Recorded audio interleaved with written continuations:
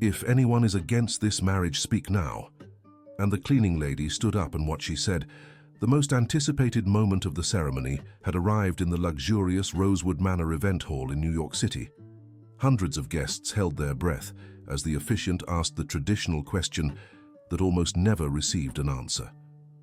That's when a woman in a blue uniform stood up, trembling at the back of the hall, raising her right hand as if in a courtroom. "I object," she shouted, with a voice that echoed throughout the space. The silence was so profound you could hear the sound of flowers falling from the bride's bouquet. All eyes turned to this simple woman, about 50 years old, who had been cleaning the floor minutes before the ceremony began.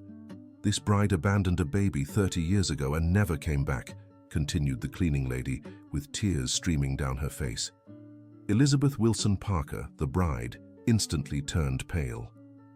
Her shaky legs could barely support her, and it was only thanks to the strong arms of the groom, Michael Thompson, that she didn't collapse right there at the altar. "What are you saying?"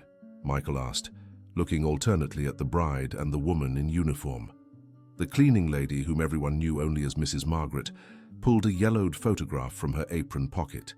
In the image, she appeared much younger, smiling while holding a newborn baby in her arms. "My name is Margaret Johnson, and I am the aunt who raised the child this woman abandoned," she said, pointing directly at Elizabeth. Catherine Wilson, the bride's mother, stood up furiously from the front row. "What nonsense is this? Get out of here immediately or I'll call security," she shouted, gesturing to the event security guards. But Margaret wasn't intimidated.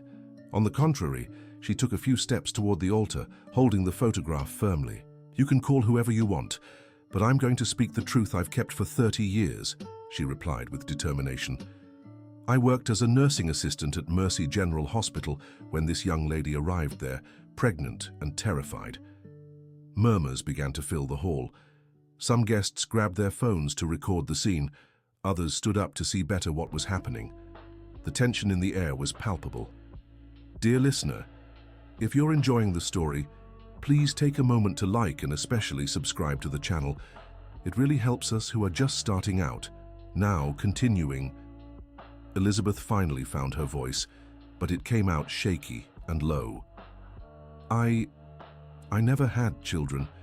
This woman is making this up, she said, but her whole body trembled in a way that contradicted her words. "Lies," exclaimed Margaret, moving even closer. "I recognized you by the birthmark on your neck. That crescent moon-shaped mark. It's exactly like my adoptive daughter's."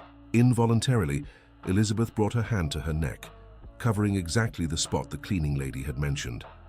The gesture didn't go unnoticed by Michael, who watched her with increasingly suspicious eyes. "Elizabeth, tell me this isn't true," Michael begged, holding the bride's shoulders and forcing her to look into his eyes. But Elizabeth looked away. She couldn't face him.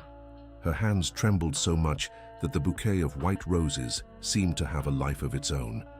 "I swear I never," she began to say, but was interrupted by her own sister. "Enough, Elizabeth," shouted Sarah, the bride's younger sister, also standing up from the front row. "I always knew you were hiding something. The whispers, the conversations that stopped when I came near. That locked room in the west wing of the house that no one could enter." "Sarah, you don't know what you're talking about," Catherine tried to interrupt her younger daughter. "Yes, I do, Mother.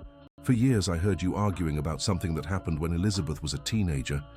Dad always said it was for the family's good, and you always replied that keeping the secret cost too much."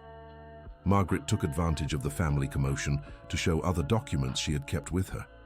"Here are the hospital papers, the original birth certificate before it was changed, and the letters I wrote for 30 years, hoping the birth mother would appear," she said, spreading the documents on a nearby table. William Wilson, the bride's father and a well-known businessman in the construction industry, finally spoke up. He stood with the authority of someone who had always solved problems with money. "How much do you want?" he asked Margaret directly. "Everyone has a price. Tell me how much you want to leave and forget this story." The entire hall was shocked by the coldness of the question. Even some close relatives of the Wilson family exchanged disapproving glances. "I'm not here for money, Mr. William," Margaret replied with dignity. "I'm here because my adoptive daughter deserves to know the truth about her origins. For 30 years she wondered why she was abandoned, if she did something wrong, if her birth mother didn't love her." Michael, who was a lawyer and had a mind trained to analyze complex situations, realized this wasn't an attempt at extortion. The woman was genuinely emotional, and her documents seemed authentic. "Elizabeth, we need to talk. Now," he said to the bride, with a firmness she had never heard before. "Michael, please, not now. Not in front of everyone," Elizabeth begged. "Then when? After we're married? When I find out my wife hid something so important from me all these years of our relationship?" At that moment, a young woman who was attending to an elderly guest who had fallen ill approached the commotion. It was Jennifer Johnson, a 29-year-old nurse who had been hired last minute to accompany some older guests during the ceremony. Margaret saw her, and her face lit up as if she had seen an angel. "Jennifer! My daughter, what are you doing here?" she exclaimed, running to hug the young woman. "Aunt Margaret, I was working, attending to the lady who fell ill there in the 3rd row," Jennifer replied, confused by the whole situation. "What's happening? The miracle I asked for every day for 30 years has happened," Margaret said, crying. "Your birth mother is here." Jennifer followed her adoptive aunt's gaze and saw Elizabeth at the altar, pale as the wall, dressed in her wedding gown and trembling from head to toe. "What do you mean, Aunt? You said my mother had gone to another country and that you never heard from her again." "I lied, my daughter. I lied to protect you from the pain, but now I see you had the right to know the truth all along." The meeting between Margaret and Jennifer was so moving that several guests began to cry with them. It was impossible not to be moved, seeing that genuine love between adoptive mother and daughter. Elizabeth watched the scene from afar, with tears streaming down the makeup that had taken hours to perfect. Seeing that beautiful, determined young woman stirred something very deep within her. "She looks like me when I was that age," she murmured, almost to herself. "What did you say?" Michael asked, having heard the comment. "Nothing, Elizabeth tried to recover, but it was too late. Catherine Wilson realized the situation was getting completely out of control. 30 years keeping that secret for everything to come out on her daughter's wedding day, in front of 300 guests. "All right," she shouted, making everyone stop to listen to her. "All right, I'll tell the truth. Elizabeth got pregnant when she was 17. The hall erupted in murmurs and exclamations. It was the first time someone in the family had confirmed the facts. "Catherine, for heaven's sake." William tried to stop his wife from continuing. "No, William. No more lies. No more carrying this burden. Our daughter was doing an exchange program in Boston, fell in love with a boy from a simple family and got pregnant. When we found out, she was already in her 5th month." Elizabeth seemed to have been struck by lightning. Hearing her mother telling her most intimate story to that crowd was like reliving the worst nightmare of her life. "Mother, please stop," she begged. "I won't stop, Elizabeth. You deserve to be free of this burden. We forced the secret to protect your reputation and ensure you could marry well in the future. We were afraid no man from a good family would want you if they knew you had a child." Michael felt as if he had been punched in the stomach. During 3 years of relationship, Elizabeth had never mentioned anything about this. They had talked about having children in the future, about starting a family, and she never said she had already been a mother. "Elizabeth had just given birth when William and I arrived at the hospital," continued Catherine. "She was sedated, still recovering from childbirth. That's when we made the decision." "What decision?" asked Jennifer, who was listening with wide eyes. William took over the narrative, seeming to have aged 10 years in a few minutes. "We paid the hospital staff to falsify the documents. We told Elizabeth that the baby hadn't made it, that there were complications during delivery." "You made her believe that I died?" Jennifer asked, her voice filled with pain. "It was for the best for everyone," William replied, but his voice no longer had the authority it once did. "Elizabeth was very young. She wasn't in a position to raise a child alone. We couldn't take on the responsibility. We had our business, our reputation to protect. So you gave me to my aunt?" "Margaret worked at the hospital and offered to adopt you," explained Catherine. "She couldn't have children and always wanted to be a mother. It seemed like the perfect solution. Dear listener, if you're enjoying the story, please take a moment to like and especially subscribe to the channel. It really helps us who are just starting out. Now, continuing, Margaret approached the Wilson family with a dignity that completely contrasted with their wealth and ostentation. The perfect solution would have been to let the mother and daughter decide together what they wanted to do, she said firmly. You stole from Elizabeth the right to choose, and you stole from Jennifer the right to know her true origin. How could you do this to me? Elizabeth asked her parents, with a mixture of anger and pain that she had held onto for decades. We thought it was for your own good, Catherine tried to justify. You were so young, you had your whole life ahead of you. If you kept the baby, your life would be ruined. My life was ruined anyway, Elizabeth exploded. Do you think I never felt the loss? That I never dreamed about that baby? That I never wondered what it would be like if he had survived? Tears now streamed freely down the bride's face. The mask of perfection she had worn her entire life was finally falling away. For years I went to therapy because I couldn't forgive myself for not saving my son. I thought I had done something wrong, that I had failed as a mother before even becoming one. Michael heard that confession and felt his heart break. He finally understood why Elizabeth sometimes became melancholy for no apparent reason, why she hugged the family's children with an intensity that seemed desperate. Why did you never tell me? He asked. But there was no anger in his voice, only sadness.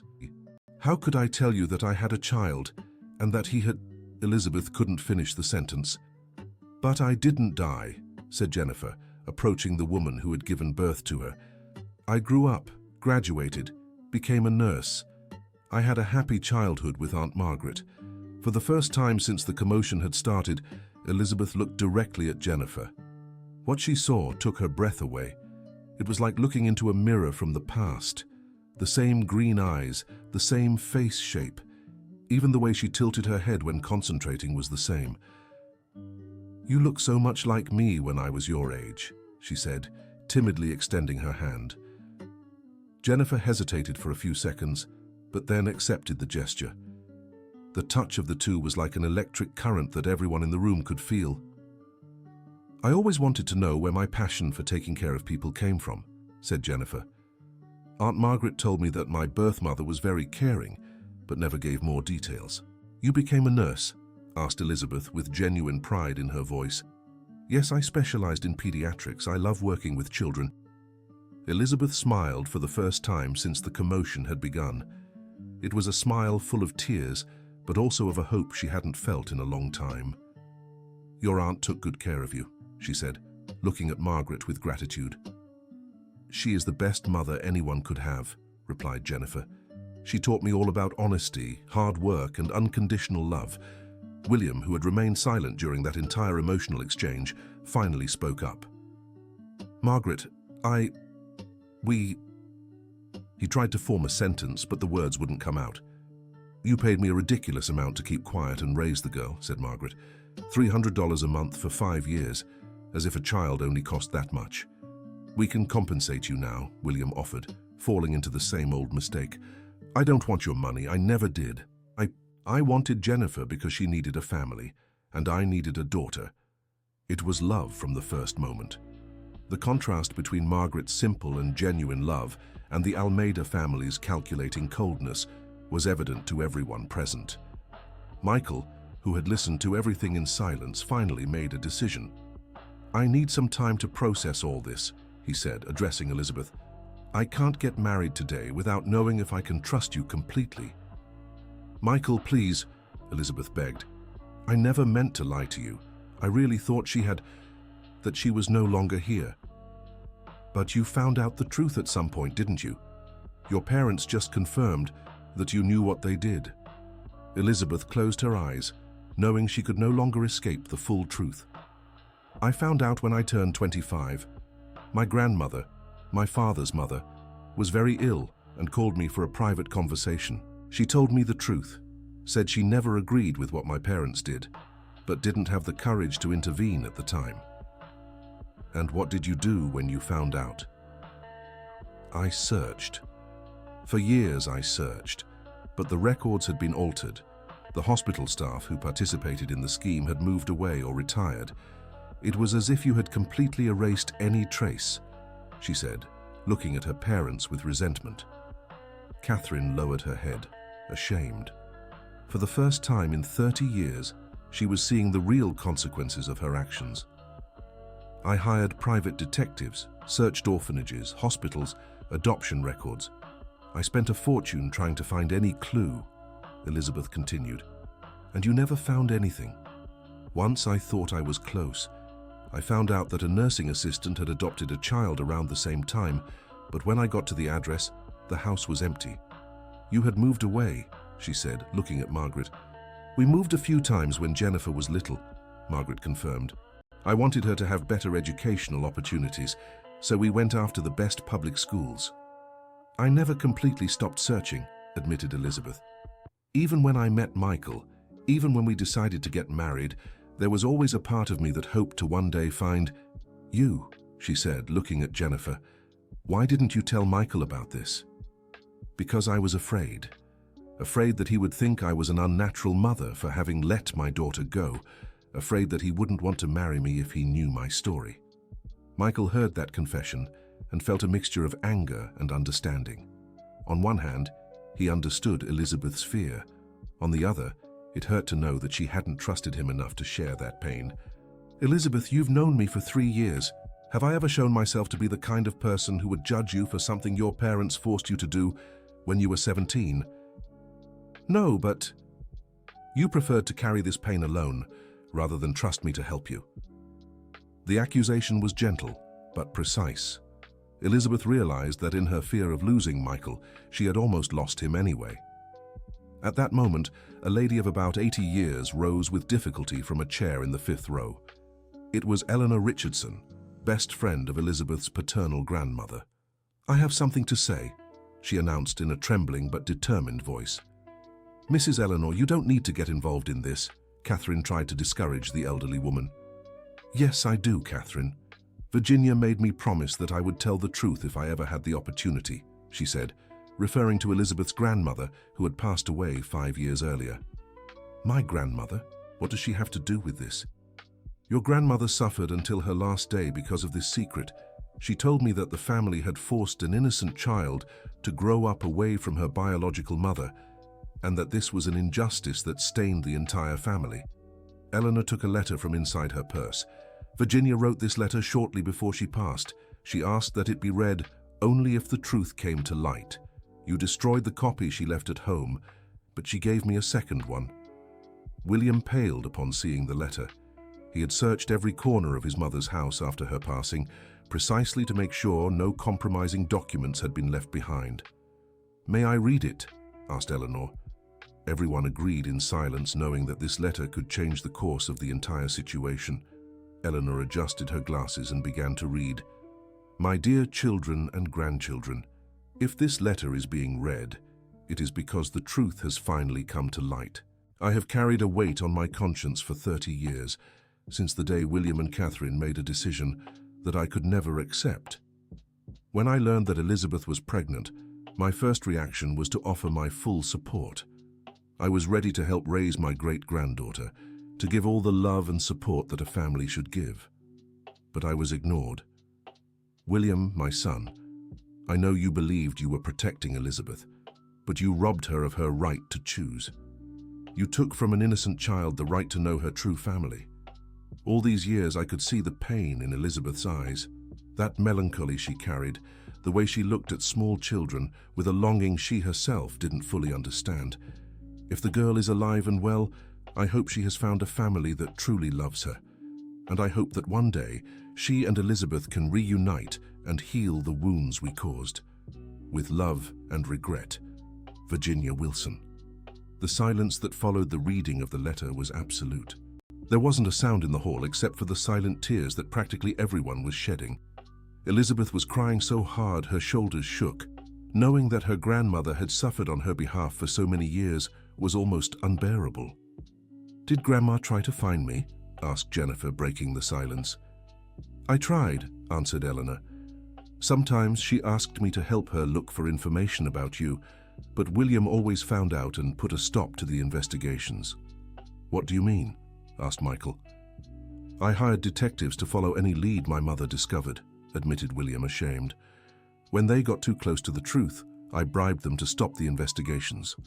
Margaret raised her head, finally understanding why she sometimes had the feeling of being followed when Jennifer was little. "So you knew where we were all along?" "We knew the general area, but never the exact address. I wanted to make sure you were well, but I didn't want Elizabeth to find out the truth. Until today, I never imagined you would work at the same event as Elizabeth's wedding. It was amazing how fate had conspired to make that meeting happen.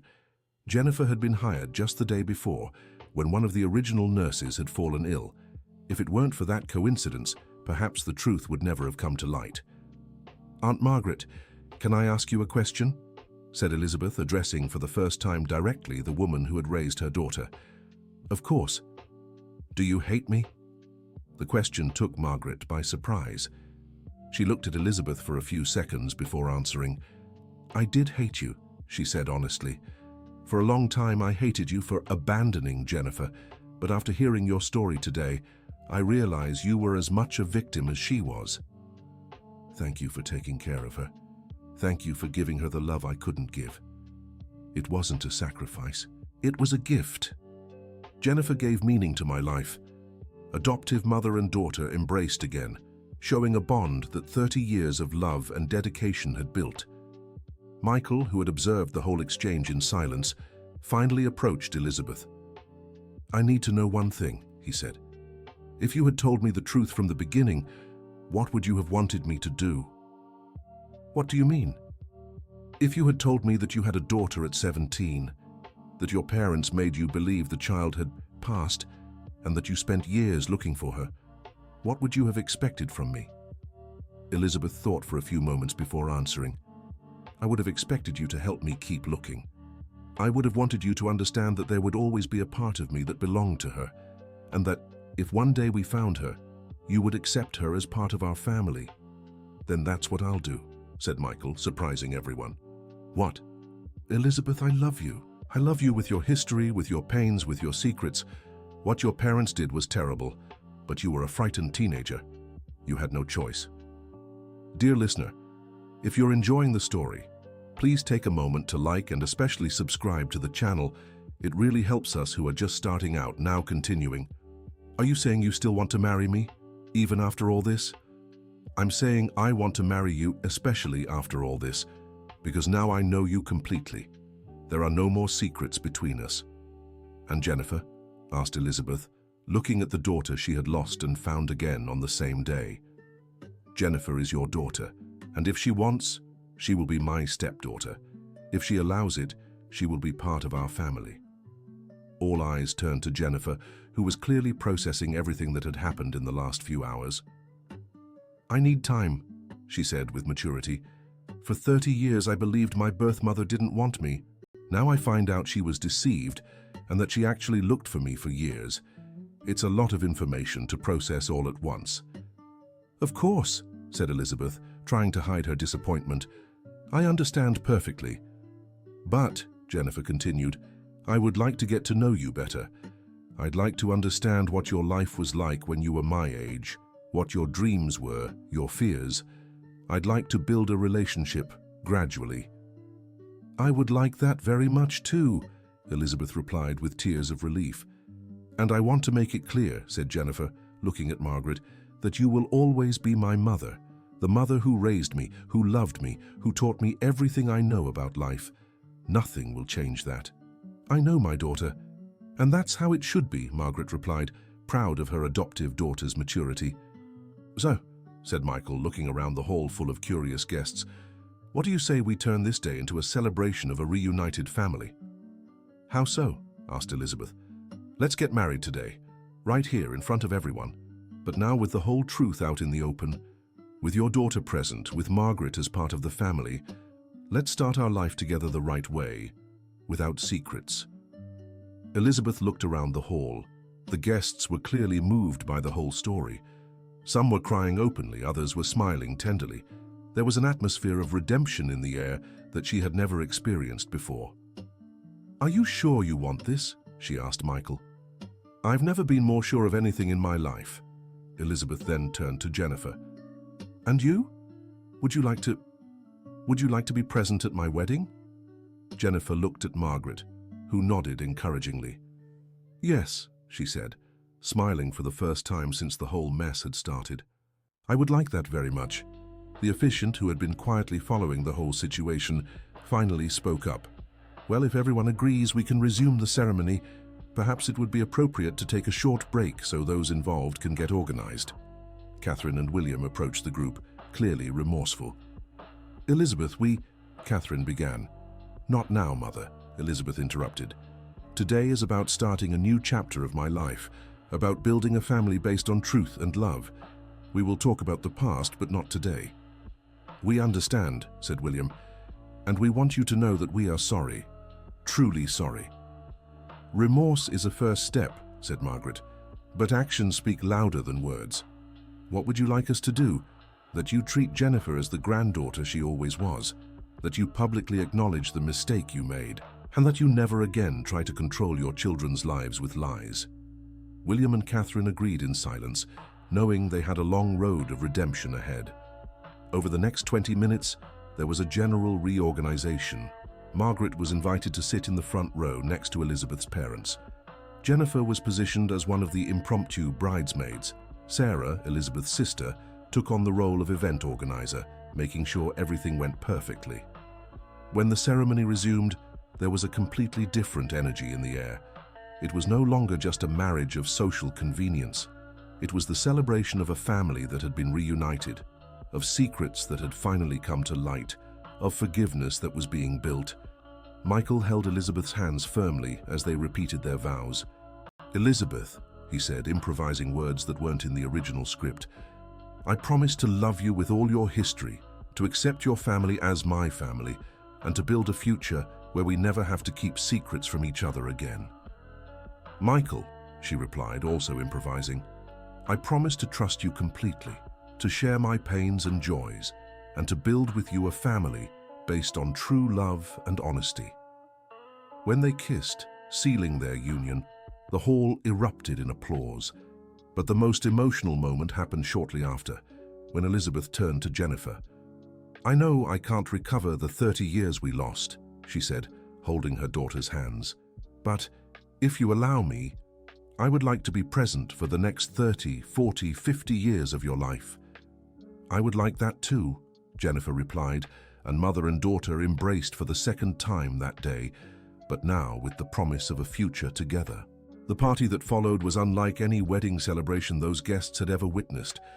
Instead of empty conversations about business and social status, people talked about family, forgiveness, and second chances. Margaret, who had arrived at the event as an employee, was now seated at the main table, wearing a dress borrowed from Elizabeth herself, being treated as the matriarch she should always have been recognized as. During dinner, Michael gave a speech that moved everyone. "Today I married the woman I love, but more than that, I gained a family I never expected to have. I learned that the truth, no matter how painful, is always better than the most comfortable lies. And I learned that true love isn't afraid of anyone's past." Elizabeth also made sure to speak. "For 30 years I carried an emptiness in my chest that I didn't know how to fill. Today that emptiness was filled not only by the reunion with my daughter, but by the discovery that she was raised by an extraordinary woman who gave her everything I couldn't." She turned to Margaret. "Margaret, you're not just Jennifer's adoptive mother. You're the woman who saved my daughter from a family that at the time didn't know how to show love the right way. You are the heroine of this story." Margaret, who had never been publicly recognized for anything, cried with emotion upon hearing those words. Jennifer also wanted to speak. "I grew up wondering where my determination came from, my desire to care for people, my strength to face challenges. Today I discovered that these traits came from both the woman who raised me and the woman who gave birth to me. I'm lucky to have two extraordinary mothers." The evening progressed with conversations, dancing, and many emotional tears. For the first time in decades, all generations of the family were gathered without masks, without secrets, without fears. Catherine and William spent much of the party talking with Margaret, trying to understand how she had raised Jennifer with so few financial resources, but with so much love. It was a lesson in humility they would never forget. Sarah, Elizabeth's sister, was fascinated to meet the niece she never knew she had. Jennifer, in turn, was curious to get to know the biological family she'd always imagined. Around midnight, Michael and Elizabeth were preparing to leave for their honeymoon when Margaret called them aside. "I have something for you," she said, taking a small box from her purse. Inside the box was a baby bracelet, tiny and delicate. This bracelet was on Jennifer's wrist when she came to me. I kept it all these years, waiting for the day I could return it to her birth mother. Elizabeth held the bracelet with trembling hands. It was the first concrete thing she possessed from her newborn daughter. "Thank you," she said, unable to stop crying. "Thank you for keeping this. Thank you for keeping her." "Now you are a family," said Margaret, "and family is the most important thing in the world." 3 months later, Michael and Elizabeth returned from their honeymoon in Europe to find a surprise waiting for them. Margaret and Jennifer had moved into a house just 10 blocks from the Wilson family mansion. "We decided we want to be close," explained Jennifer, "to get to know each other better, to build this family relationship little by little." Elizabeth was too emotional to speak. It was more than she had dreamed of in her wildest dreams. Over the following months, the family dynamic gradually adjusted. Margaret taught Elizabeth how to make Jennifer's favorite dishes. Jennifer told Elizabeth about her childhood, her fears, her dreams. Michael learned to be a stepfather to an independent and mature woman. Catherine and William began a process of family therapy to learn how to deal with the consequences of their past actions. They discovered that being grandparents was far more rewarding than they had imagined, especially when based on honesty and mutual respect. The family decided to turn the room that had been kept closed in the mansion into a space for positive memories. They placed there photos of Jennifer growing up, her diplomas, her achievements. It was a way to honor the lost years and celebrate the years to come. Margaret, who had worked her whole life as a cleaner and nursing assistant, was invited by William to work in an administrative role at the family company. She gently refused, preferring to maintain her independence, but accepted help to open her own small business, a school for elderly caregivers. 6 months after the wedding, Elizabeth and Michael discovered they were expecting a baby. The news was received with joy by the whole family, especially by Jennifer, who was eager to be a big sister. "This time," said Elizabeth with her hands on her still small belly, "this baby will be raised by the whole family, with love, with truth, and with all the grandmothers it deserves." "Grandmothers, plural?" asked Michael. "Margaret isn't just Jennifer's mother. She is the woman who saved my daughter when I couldn't. To me, she is as much family as anyone who carries our last name." Margaret, who was present during this conversation, cried with emotion. After decades of being treated as an employee by the wealthy, she had finally found a family that valued her for what truly mattered, her capacity to love. The baby was born the following year, a beautiful girl who was given the name Hope. During the delivery, Elizabeth held Jennifer's hand on one side and Margaret's on the other. It was a new generation coming into the world, but this time with the whole family present and united. On Hope's first birthday, the family organized a party in the garden of Margaret's house. The simple but love-filled house had become everyone's favorite meeting place. There were no social pressures there, no masks, just family being family. During the party, Eleanor, grandmother Virginia's friend, approached Elizabeth. "Your grandmother would be proud," said the elderly woman. "She always believed that one day the truth would triumph and that your family would be reunited." "I miss her every day," replied Elizabeth. "I wish she had met Jennifer, that she had seen Hope be born." "Who's to say she isn't seeing everything from where she is?" said Eleanor, looking up at the sky. That same night, already at home, Elizabeth found Michael in Hope's room, watching their daughter sleep. "What are you thinking about?" she asked. "I'm thinking about how unpredictable life is. If that cleaning lady hadn't had the courage to speak up at our wedding, we would never have discovered the truth." "Margaret isn't that cleaning lady," corrected Elizabeth with a smile. "She is the woman who saved our family." You're right. And you know what? I will never look at a person who works in general services the same way again. I will never again assume someone is less important just because their profession is considered simple. Margaret taught me that dignity doesn't come from what you do, but from how you do it. She cleaned floors for decades, but always with pride, always with purpose. And she raised an incredible daughter in the process. Our daughter, corrected Elizabeth. Jennifer is our daughter just as much as Hope. The difference is that Jennifer had the good fortune of having two families who love her. 2 years later, Jennifer married a fellow doctor she had met at the hospital. The ceremony was small and intimate, held in the garden of Margaret's house. Elizabeth and Margaret walked together, leading Jennifer to the altar, symbolizing the union of the two families that had become one. During the wedding speech, Jennifer thanked her two extraordinary mothers. "One gave me life," she said, looking at Elizabeth. "The other taught me how to live it," she continued, looking at Margaret. "And both showed me that true love overcomes any obstacle."